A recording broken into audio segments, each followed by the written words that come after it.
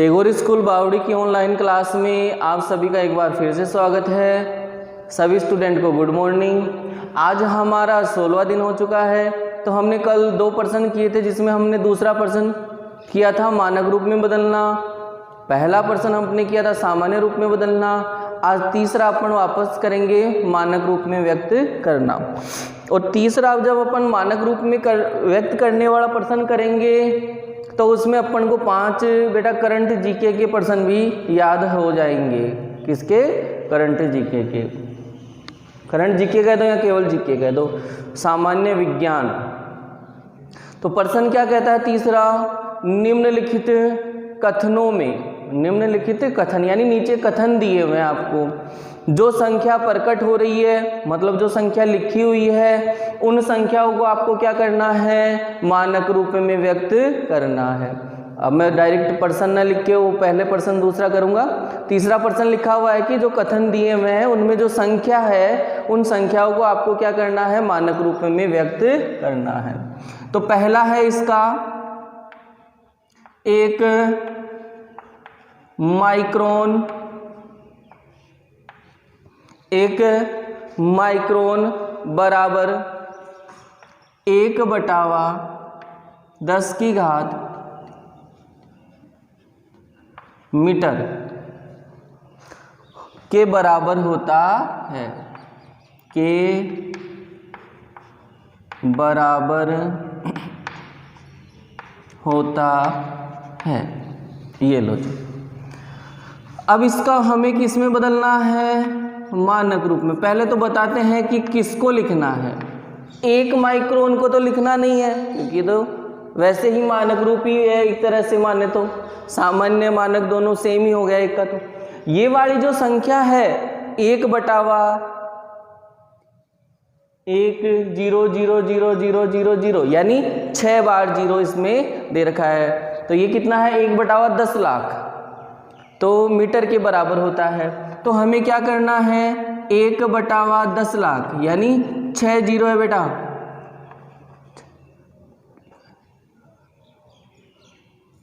ये 3 और ये फिर 10 लाख। किस में है ये, मीटर में। इसको हमें किस में बदलना है, मानक रूप में। किस में बदलना है, मानक रूप में बदलते हैं। यहाँ आपको डायरेक्ट आंसर लिखना है, रफ में कैसे करना है वो मैं बताता हूँ। तो ये अपना रफली काम हुआ, लिखते हैं पहले 1/10 लाख बराबर, ऊपर 1 है, मैंने कहा 1 तो वैसे ही अपना मानक रूप ही है। मानक रूप में बदलने के लिए क्या करेंगे, सबसे पहले तो मानक रूप में बदलने के लिए हमें दशमलव चाहिए। यहाँ है क्या, नहीं है, तो हम कहाँ मानेंगे बेटा, इसके पीछे। कहाँ मानेंगे, इसके पीछे मान लिया। अब दशमलव को क्या करते हैं, इस हाथ में की तरफ पहली संख्या के बाद में लाते हैं। तो पहली संख्या इस हाथ की में कौन सी है, पहले संख्या कौन सी आती है, ये वाली है, यानी दशमलव कहाँ लाना है, यहाँ। कहाँ से, वहाँ से। तो मैंने बताया दशमलव इधर आएगा तो 10 की घात प्लस में, और दशमलव उधर जाएगा तो 10 की घात माइनस में। ये आपको याद होना चाहिए और याद है भी आपको।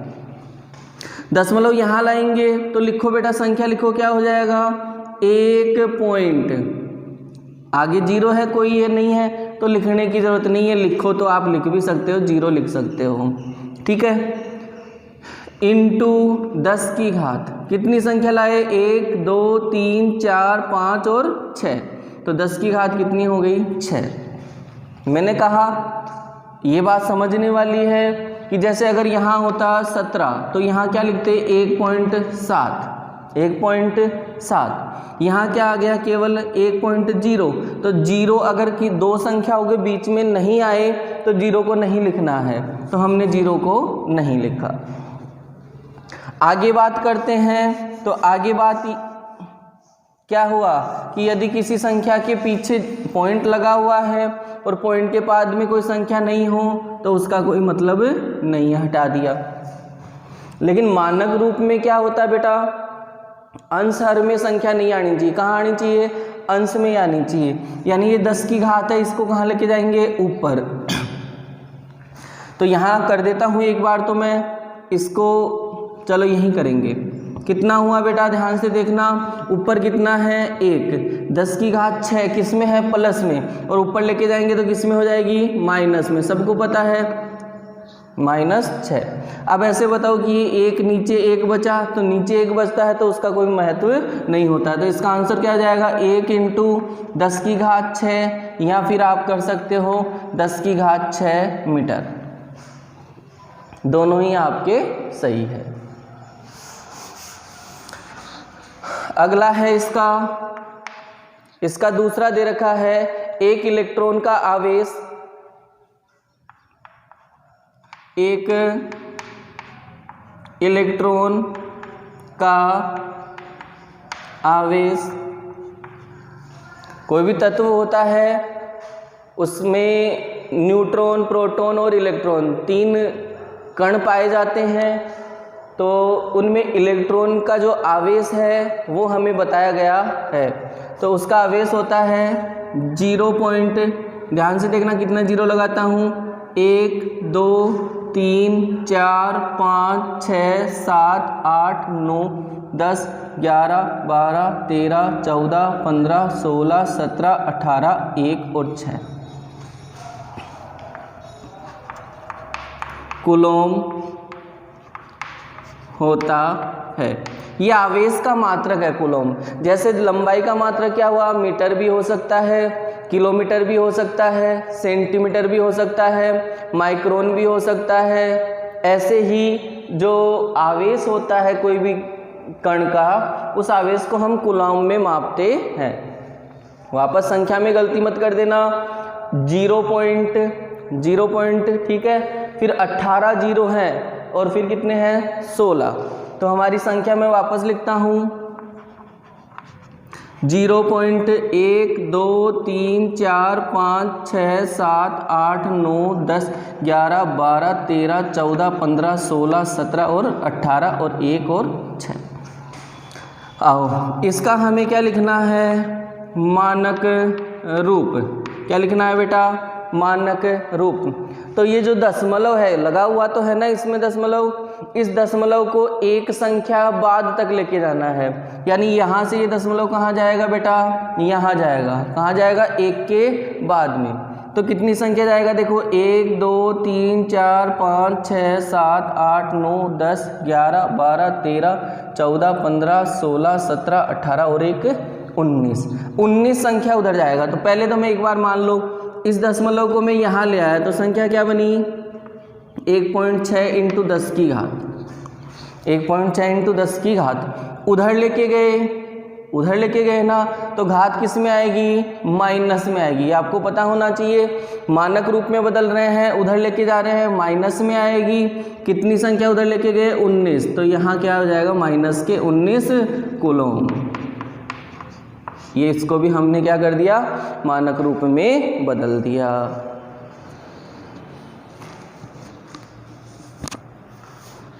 अगला अपना आता है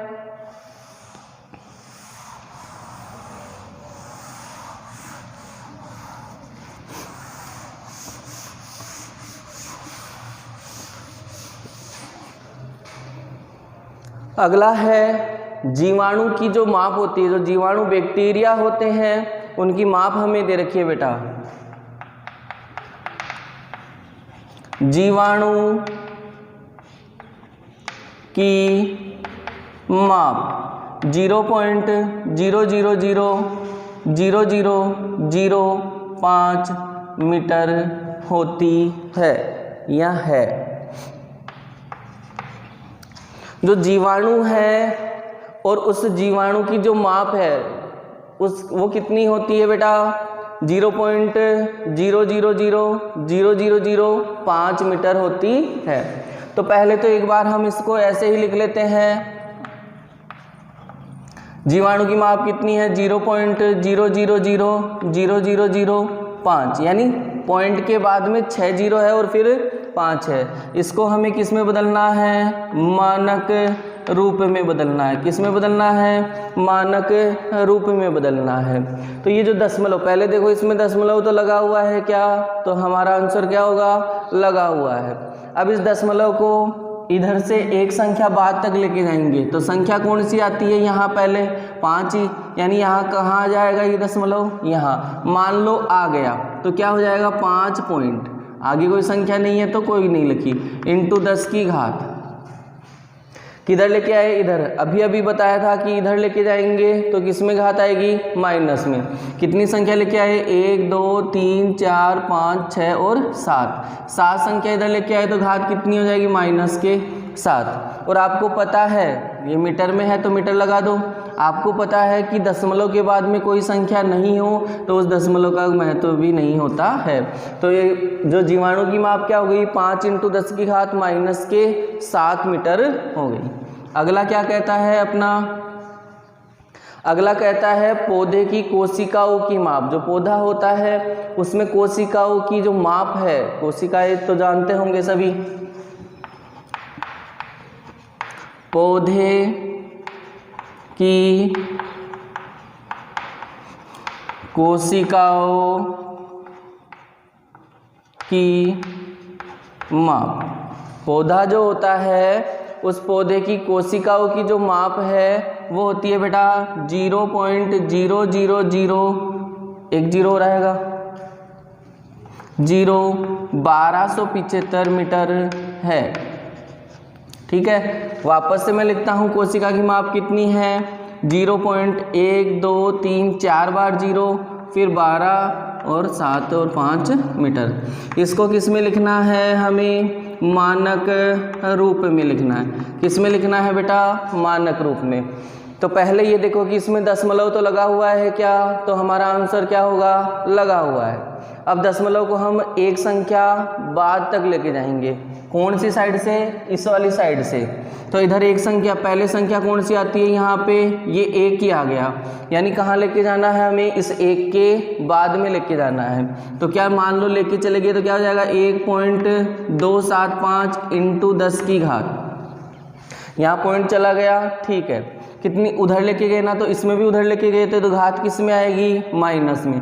कितनी संख्या, 1 2 3 4 और 5 संख्या उधर लेके गए तो 10 की घात कितनी हो जाएगी, माइनस के 5। इस पर्सन का लास्ट पर्सन है अपना 5वां, वो कहता है मोटे कागज की जो माप है, मोटे कागज की माप 0.007 mm होती है, mm है। जो मोटा कागज है उस मोटे कागज की जो माप है वो 0.07 mm है। तो इसको हमें किस में बदलना है, मानक रूप में। पहले मैं संख्या लिखता हूँ 0.07 mm यानी मिलीमीटर। इसको किस में बदलना है बेटा, मानक रूप में बदलना है। तो मानक रूप में बदलो, देखो पहले देखो इसमें दशमलव है तो हमारा आंसर हुआ है, तो इस दशमलव को एक संख्या उधर लेके जाना है। तो यहाँ संख्या ये तो 0 है, कहाँ लेके जाना पड़ेगा, 7 के बाद में मान लो आ गया तो क्या हो जाएगा 7 पॉइंट × 10 की घात। किधर लेके जा रहे हैं, उस तरफ लेके जा रहे हैं तो घात किस में आएगी, माइनस में। कितनी संख्या उधर लाए, 1 और 1 2, तो घात कितनी होगी, माइनस के 2। आंसर किस में आ जाएंगे, mm में, क्योंकि mm में दे रखा है। अब इसी पर्सन की तरह, इस वाले की तरह पॉइंट के बाद में कोई संख्या नहीं है तो पॉइंट को हम हटा सकते हैं। तो इसी के साथ आपका जो तीसरा पर्सन है वो हमारा कंप्लीट हुआ। कल की क्लास में हम देखेंगे अपना चौथा पर्सन और अपनी एक्सरसाइज 12 का लास्ट पर्सन बेटा।